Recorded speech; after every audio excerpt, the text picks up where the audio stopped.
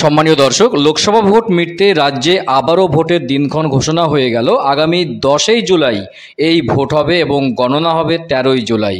আর এই ভোট হলো রাজ্যের উপনির্বাচন। হ্যাঁ, রাজ্যের 4টি বিধানসভা কেন্দ্রের উপনির্বাচনের দিনক্ষণ জানিয়ে দিল নির্বাচন কমিশন। তো রাজ্যের যে 4টি কেন্দ্রে বিধানসভা ভোটের উপনির্বাচন হবে সেগুলি হলো নদিয়া রানাঘাট, দক্ষিণ উত্তর 24 পরগনার বাগদা, কলকাতার মানিকতলা এবং উত্তর দিনাজপুরের রায়গঞ্জ।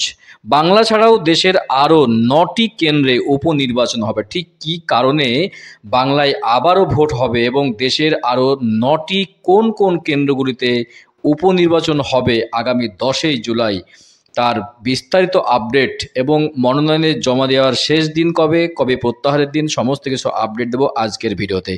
ভিডিও ভালো লাগলে অবশ্যই চ্যানেলটি সাবস্ক্রাইব করে পাশের ঘন্টাটি বাজিয়ে রাখবেন এই ধরনের লেটেস্ট এবং কারেন্ট আপডেট নির্বাচন সংক্রান্ত সংবাদ সবার আগে পাওয়ার জন্য, এবং বেশি বেশি করে লাইক এবং শেয়ার করতে একদম ভুলবেন না।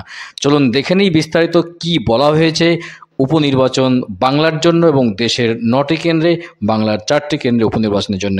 চলুন বিস্তারিত দেখে নেওয়া যাক। রাজ্যের 4টি বিধানসভা কেন্দ্রে উপনির্বাচনের দামামা বেজে গেল। রায়গঞ্জ, রানাঘাট দক্ষিণ, বাগদা ও মানিকতলা 4 বিধানসভা কেন্দ্রে আগামী 10ই জুলাই ভোট। এই 4টির মধ্যে 3টি 2021-এর বিধানসভা নির্বাচনে বিজেপি জিতেছিল, একটিতে জয়ী হয়েছিল তৃণমূল। 21-এর বিধানসভা ভোটে রায়গঞ্জ কেন্দ্র থেকে বিজেপির টিকিটে 20,000-এর বেশি ভোটে জয়ী হয়ে প্রথমবার বিধায়ক হয়েছিলেন কৃষ্ণ কল্যাণী।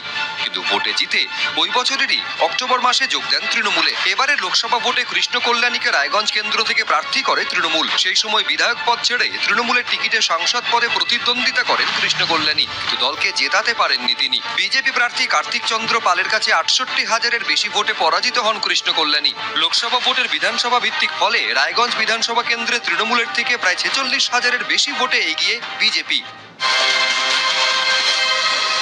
অন্যদিকে 21-এর বিধানসভা নির্বাচনে রানাঘাট দক্ষিণ কেন্দ্রে বিজেপির প্রতীকে জয়ী হন মুকুটমণি অধিকারী। সেই মুকুটমণি লোকসভা ভোটে ঠিক আগে যোগ দেন তৃণমূলে। বিধায়ক পদ থেকে ইস্তফা দিয়ে রানাঘাট লোকসভা আসন থেকে ভোটে দাঁড়ান, কিন্তু মুকুটমণির লোকসভায় যাওয়া হয়নি। বিজেপি প্রার্থী জগন্নাথ সরকারের কাছে প্রায় 1,87,000 ভোটে পরাজিত হন তৃণমূলের মুকুটমণি। শুধু তাই নয়, লোকসভা ভোটের বিধানসভা ভিত্তিক ফল অনুযায়ী রানাঘাট দক্ষিণে প্রায় 37,000 ভোটে এগিয়ে রয়েছে বিজেপি।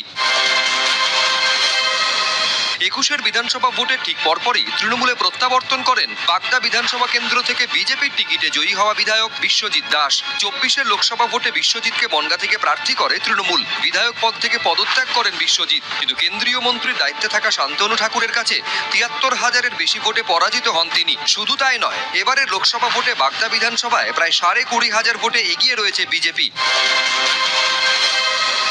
2022 সালের 20 ফেব্রুয়ারি তৎকালীন ক্রেতা সুরক্ষা মন্ত্রী সাধন পাণ্ডের মৃত্যুর পর থেকেই বিধায়কহীন হয়ে রয়েছে মানিকতলা। 6 মাসের মধ্যে উপনির্বাচনের নিয়ম থাকলেও মানিকতলা কেন্দ্রের পরাজিত বিজেপি প্রার্থী কল্যাণ চৌবের করা মামলার জন্য আটকে ছিল ভোট। সেই মানিকতলা কেন্দ্রেই 10 তারিখ ভোট। এবারের লোকসভা ভোটের বিধানসভা ভিত্তিক ফল অনুযায়ী মানিকতলায় প্রায় 3,500 ভোটে এগিয়ে ছিল তৃণমূল। আমরা জিতবো, আমরা তো বলে দিলাম ভোটের ফলাফল। একমাত্র মানিকতলা ছাড়া যে নির্বাচন হয়েছে তাও মানিকতলার ব্যবধান অত্যন্ত কম, 3,500 ভোটে আমরা পিছিয়ে আছি। প্রত্যেকটা জায়গায় আমাদের লিড আছে। রায়গঞ্জে আমরা জিতবো, আমরা গাইঘাটায় জিতবো, আমরা বাগদায় জিতবো। এরই মধ্যে মানিকতলা বিধানসভায় উপনির্বাচন নিয়ে 4 সদস্যের কমিটি করে দিলেন মমতা বন্দ্যোপাধ্যায়। কমিটিতে কুণাল ঘোষ, বিধায়ক পরেশ পাল ও অতীন ঘোষ এবং মেয়র পরিষদ স্বপন সমাদ্দারকে রাখা হয়েছে। মঙ্গলবার নবান্নে বৈঠকে বসবে এই কমিটি। যতগুলো উপনির্বাচন ততগুলো জয়। আবার ভরাডুবি হতে চলেছে রাজ্য বিজেপির, আবার ভরাডুবি হতে চলেছে সিপিএম আর কংগ্রেসের। ভোটের ফল প্রকাশ 13ই জুলাই। এবার জানিয়ে দেব যে মনোনয়নের জমা দেওয়ার শেষ দিন আগামী 21শে জুন এবং মনোনয়ন প্রত্যাহারের শেষ দিন আগামী 26শে জুন। এছাড়াও পশ্চিমবঙ্গ ছাড়াও দেশের আরও 6টি রাজ্যের 9টি কেন্দ্রে আগামী 10ই জুলাই নির্বাচন হবে। সে কেন্দ্রগুলি হলো বিহার, তামিলনাড়ু, মধ্যপ্রদেশ, পাঞ্জাবের 1টি করে কেন্দ্র, হিমাচল প্রদেশের 3টি, উত্তরাখণ্ডের 2টি কেন্দ্র। দিনক্ষণ অনুযায়ী নির্বাচন হবে আগামী 10ই জুলাই এবং গণনা হবে 13ই জুলাই। আমরা তাকে থাকবো উপনির্বাচনে, বিধানসভার উপনির্বাচনের ফলাফল কী হয় আগামী 13ই জুলাই পর্যন্ত। তো গুরুত্বপূর্ণ আপডেট ছিল নির্বাচন সংক্রান্ত সংবাদ, যে লোকসভা ভোট মিটতেই বাংলায় আবারও ভোট এবং উপনির্বাচনের ভোট, বিধানসভার উপনির্বাচন এবং দেশের আরও 9টি কেন্দ্রে ভোট। গুরুত্বপূর্ণ আপডেট দেওয়ার চেষ্টা করলাম আজকের ভিডিওতে। ভিডিও ভালো লাগলে অবশ্যই চ্যানেলটি সাবস্ক্রাইব করে পাশের ঘন্টাটি বাজিয়ে রাখবেন এই ধরনের লেটেস্ট এবং কারেন্ট আপডেট সবার আগে পাওয়ার জন্য, এবং বেশি বেশি করে লাইক এবং শেয়ার করতে একদম ভুলবেন না। তো দেখা হচ্ছে নেক্সট ভিডিওতে এই ধরনের গুরুত্বপূর্ণ আপডেট নিয়ে। ভালো থাকবেন, সুস্থ থাকবেন। অসংখ্য অসংখ্য ধন্যবাদ।